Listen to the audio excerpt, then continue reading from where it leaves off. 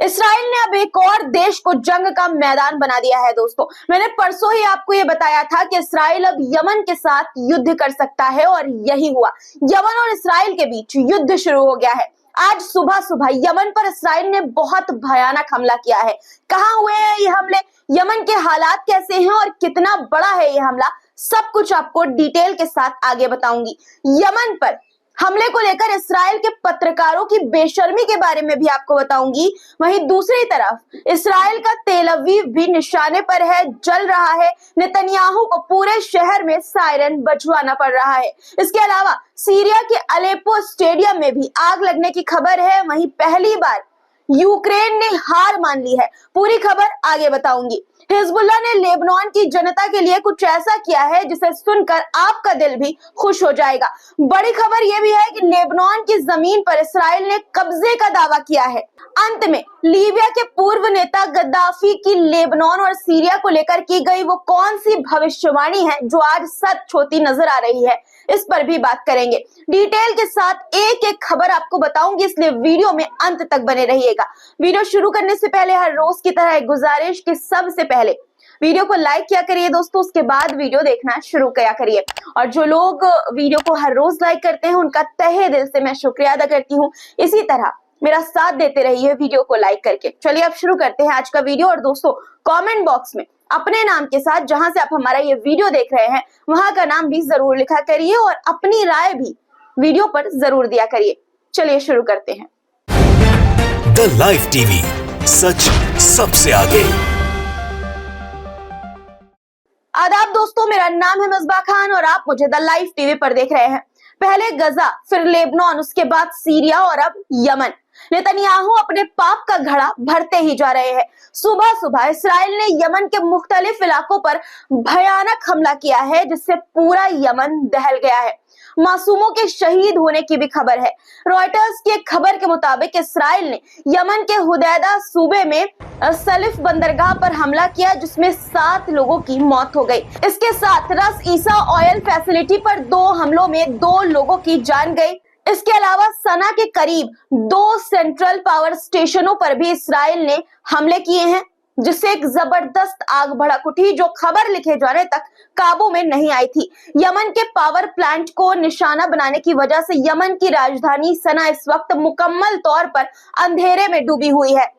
अब यहाँ ध्यान देने वाली बात यह है कि जब रूस यूक्रेन के पावर प्लांट को निशाना बनाता है तो पश्चिमी देश उसे आतंकवाद, दहशतगर्दी और जंग का जुर्म यानी कि वॉर क्राइम्स करार दे देते हैं।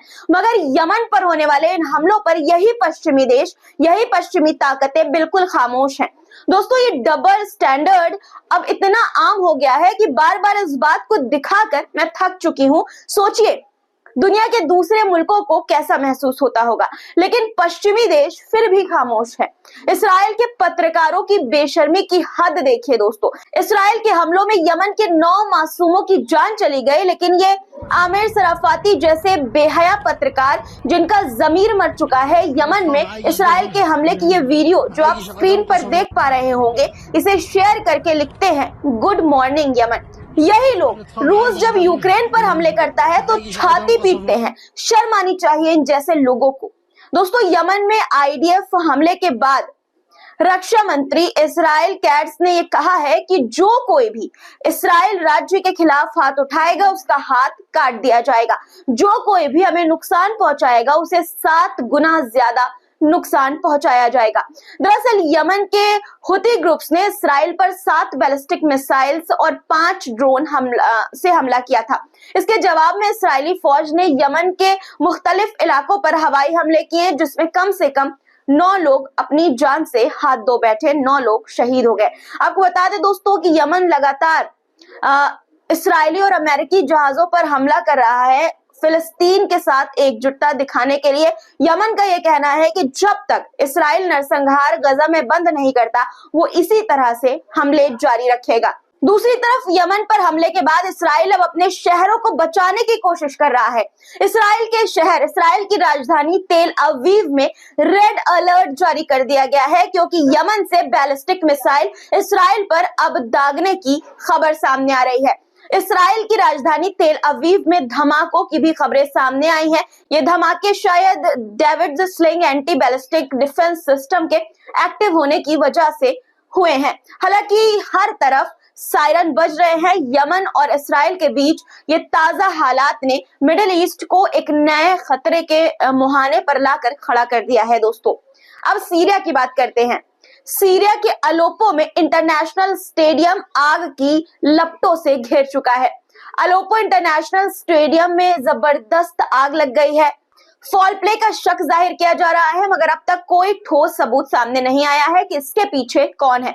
जिहादी इसे असद हुकूमत के बचे हुए लोगों की साजिश बता रहे हैं, जबकि शिया जराए इसके पीछे जिहादियों का हाथ बता रहे हैं, मगर इन इल्जामों के बीच सच्चाई खोसी गई है।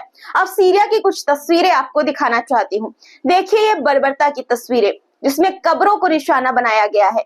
कब्रें तोड़ी गई हैं। ये कोई मामूली जुर्म नहीं, बल्कि एक इंतहा पसंद सोच का अंजाम है। ये जो साइंस आप देख रहे हैं तस्वीरों में, ये कोई सामान्य अपराधी द्वारा बनाए जाने वाले चिन्ह नहीं है। ये जिहादी चरमपंथियों के चिन्ह हैं।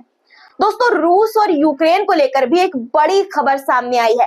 पहली बार यूक्रेन ने हार मान ली है कि रूस से नहीं जीत सकते। जी हाँ, सही सुना आपने। यूक्रेन के राष्ट्रपति जेलेंस्की ने पहली बार खुलकर ये माना है कि यूक्रेन में रूस के नियंत्रण वाले इलाकों को सैन्य बल से वापस लेना बेहद मुश्किल है, नामुमकिन है। उन्होंने कहा कि हम अपने इलाके नहीं छोड़ सकते, मगर हमारे पास उन्हें वापस लेने की ताकत ही नहीं है। हमें सिर्फ अंतर्राष्ट्रीय समुदाय से राजनीतिक दबाव यानी कि सियासी दबाव की उम्मीद है, जो पुतिन को बातचीत के मेज पर लाने में मदद करे। जेलेंस्की का ये बयान यूक्रेन की कमजोर होती स्थिति को साफ करता है। अब बढ़ते हैं अगली खबर पर। लेबनान से दो खबर सामने आई है दोस्तों। एक खबर अच्छी है और एक खबर बेहद ही बुरी है। पहले आपको अच्छी खबर बता देती हूँ।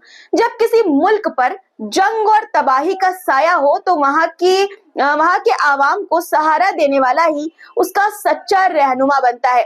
लेबनान में मौजूद हिजबुल्लाह ने फिर से यह साबित कर दिया है कि वो सिर्फ एक फौज नहीं, बल्कि लेबनानी आवाम की उम्मीद है। खबर यह है कि ज़ियोनी हमलों से तबाह हुए मकानों के मालिकों को हिजबुल्लाह 2 साल का किराया अदा कर रहा है और बगैर सूद के कर्ज भी दे रहा है, ताकि वो अपनी जिंदगी फिर से शुरू कर सके। हिजबुल्लाह स्कूल, अस्पताल, कृषि सहकारी समितियां, इस्लामिक बैंक जो बिना ब्याज से चलते हैं और बहुत कुछ ऑपरेट करता है। 2006 की जंग में भी हिजबुल्लाह ने तामीरात का 80% खर्च उठाया था और इस बार भी वो पूरी तरह से तैयार है। दूसरी तरफ लेबनान की हुकूमत का हाल देखिए। जंग से तबाह हुए लोगों के लिए वो कुछ नहीं कर रही है। यही वजह है कि लेबनानी आवाम का भरोसा हिजबुल्लाह पर ज्यादा है, ना कि अपनी हुकूमत पर। जब हुकूमत मदद देने में नाकाम रहती है तो आवाम का सहारा हिजबुल्लाह जैसी तंजीमें, हिजबुल्लाह जैसी ताकतें बनती हैं। हालांकि पश्चिमी देशों में इस पर बहुत कम चर्चा होती है दोस्तों, लेकिन हिजबुल्लाह सिर्फ एक सेना से कहीं बढ़कर है, कहीं ज्यादा बढ़कर है। वे एक हॉस्टेलिक सोशियो पॉलिटिकल यानी कि समग्र सामाजिक राजनीतिक आंदोलन है, जो लेबनानी समाज के सभी क्षेत्रों में एकीकृत यानी इंटीग्रेटेड है। दूसरे शब्दों में हिजबुल्लाह लेबनानी लोग ही हैं। अब लेबनान से आई बुरी खबर पर बात करते हैं दोस्तों। ज़ियोनी ताकतें अब लेबनान की सरजमी पर कब्जा कर रही हैं। जी हाँ, इस्राएली बस्तियों का जाल अब लेबनान की सरहद तक पहुंच गया है। पहली बार इस्राएली फौज ने यह माना है कि उसके बसने वालों ने लेबनान की सरहद पार करके वहां जमीन पर कब्जा जमा लिया है। ओरी हज़ाफोन नाम का एक ग्रुप, जो गैर कानूनी बस्तियां बनाने के लिए जाना जाता है, अब लेबनान के दक्षिणी हिस्सों में टेंट लगाकर दावा कर रहा है कि ये जमीन उनकी है। ये तस्वीरें जो सामने आई हैं दोस्तों, वो दिखाती हैं कि इन लोगों ने बैनर लगाए हुए हैं जिस पर ये लिखा है कि लेबनान हमारा है, और उसमें एक देवदार के पेड़ को स्टार ऑफ डेविड के साथ दिखाया गया है। आपको बता दूं कि सितंबर में भी इस ग्रुप ने लेबनान के दक्षिणी इलाकों को हिब्रू नाम देकर वहां प्रॉपर्टी बेचने की कोशिश की थी। ये हरकतें लेबनान की सलामती और संप्रभुता के लिए सीधा खतरा है। ये साफ दिखाता है कि ज़ियोनी ताकतें लेबनान और दूसरे अरब ममालिक को अस्थिर करने की कोशिश में लगी हुई हैं। लेकिन सवाल यह है कि क्या अमेरिका और अंतर्राष्ट्रीय समुदाय को इसराइल की एक गैर कानूनी हरकतें नजर नहीं आती? ज़ियोनी ताकतें अपनी नापाक हरकतों से बाज नहीं आ रही हैं, लेकिन हमेशा की तरह सब खामोश हैं। दोस्तों, अंत में अब उस भविष्यवाणी की बात करते हैं जो कि लीबिया के पूर्व नेता गद्दाफी ने की थी और अब सच होती हुई नजर आ रही है। लीबिया के पूर्व नेता गद्दाफी ने अपने दौर में ही अरब देशों के बंटवारे की, टुकड़े में बांटने की साजिशों की भविष्यवाणी कर दी थी। उन्होंने कहा था कि सीरिया, लेबनान और मिस्र को छोटे छोटे हिस्सों में बांट दिया जाएगा। उनका कहना था कि कुछ ताकतें सीरिया और लेबनान को नक्शे से मिटाना चाहती हैं ताकि इसराइल की सरहद तुर्की तक पहुंच जाए। इसराइल तुर्की के साथ सीधी सरहद साझा कर सके, ताकि उन्होंने ये तक कहा था कि मिस्र को 4 हिस्सों में, सीरिया को 5 हिस्सों में और लेबनान को छोटे प्रांतों और समुदायों में बांटने की साजिशें पहले ही तैयार हैं। अब जब हम सीरिया और लेबनान के हालात आज देखते हैं तो गद्दाफी की बातें सच होती नजर आती हैं।